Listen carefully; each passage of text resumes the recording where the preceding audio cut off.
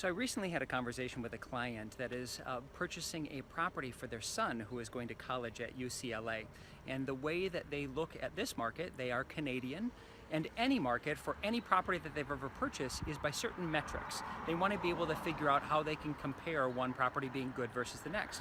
And one of the best metrics to be able to use is price per square foot compared to the other homes in the area. And you can compare that versus the homes that are on the market, the homes that have sold, and the homes that have not been able to sell to get a really good idea of where seems to be the going rate. Now there's a number of other metrics as well, but price per square foot is one of them. The reason I share that is I'm in a really great neighborhood in the Flats here in Beverly Hills, and this is off of Camden Drive.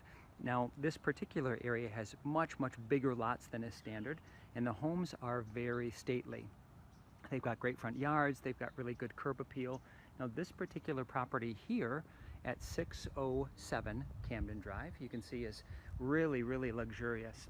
The home itself, now what's interesting about this particular neighborhood is that most of the homes, particularly the ones that are in really great condition, are selling between $1,500 and $2,000 a square foot. Now this particular home, as we do another drive-by, you can see it's got some datedness to it. It has some updating that is required. And so it is still in a gorgeous area, but anytime that you find a home that will need a little TLC, it's probably going to cost less than the rest of the properties that are in the area. So this particular home is selling for under $1,000 a square foot. Now, by most other markets around the country, that would be still really expensive. But for this particular neighborhood, it's anywhere between half and 2/3 of the potential value. The home itself was built in the 1980s and 86 and is a 6-bed, 6-bath, 8,500 square foot home, and has, as you can see, kind of this traditional, really cool, organic look to it. It's got service stairs, a maid quarters.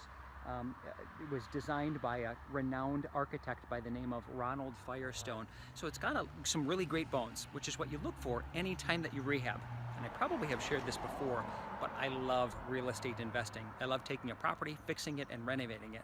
And a lot of people have got some interest in that. Obviously, with all the things that are happening on HGTV between Flip or Flop and Flip This House and any other show that you can think of, flipping and rehabbing properties is of great interest for a lot of people. So if I wanted to share this property with you to give an example of a high-end rehab opportunity, but if you've ever liked to talk real estate investing, rehabbing in properties, buying rental properties, or anything else under the sun where you get to make money in real estate, I would love to be able to connect. So feel free to add a comment below if there's any information you would like to have on real estate investing. I've got a really great real estate guide that helps you run through the numbers to be able to analyze a deal. And so this or anything else under the sun with real estate, I would love to connect on. So give me your comments, share this with any real estate investor or agent that would like to get into the real estate investing market, or touch base anytime and just shoot the breeze with me.